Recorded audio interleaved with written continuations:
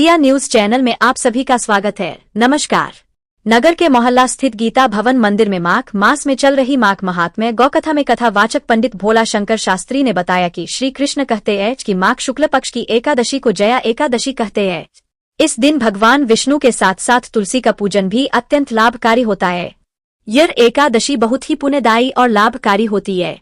इस दिन नियम पूर्वक पूजा अर्चना व व्रत करने से भगवान विष्णु और माता लक्ष्मी मिलकर 9 ग्रहों को अनुकूल करते हैं।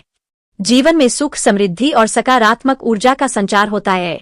सनातन धर्म में एकादशी व्रत और गौसेवा दोनों ही अत्यंत पुण्यकारी है। गौ कथा के माध्यम से ही हमें जीवन में पवित्रता और ईश्वर की कृपा की अनुभूति होती है, जो एकादशी व्रत के समान ही आत्मा को शुद्ध करने वाला माना जाता है।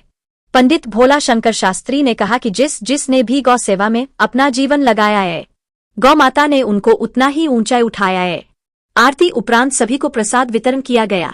कथा में नीरा भारद्वाज, राखी प्रजापति, रजनी, नीलम हांडा, लक्ष्मी, सृष्टि, प्रिया, नंदिनी, किरण, सुनैना, कर्णप्रिया, कन्नू, अंजलि, पीहू, दर्शिका, अंशु, पूर्वी, रिद्धि, शालू, भाग्या, कनकधारा, सोनिया आदि मौजूद रहे।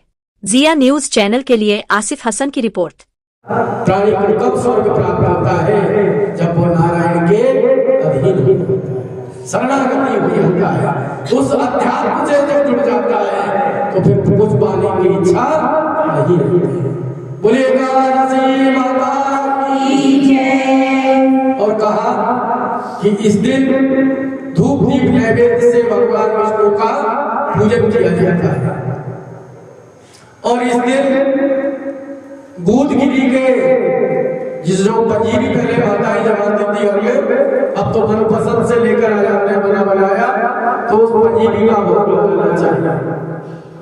स्वयं भी प्रसाद ग्रहण करे और भगवान को भी भोग लगाए तो जीवन आनंदित हो जाता है।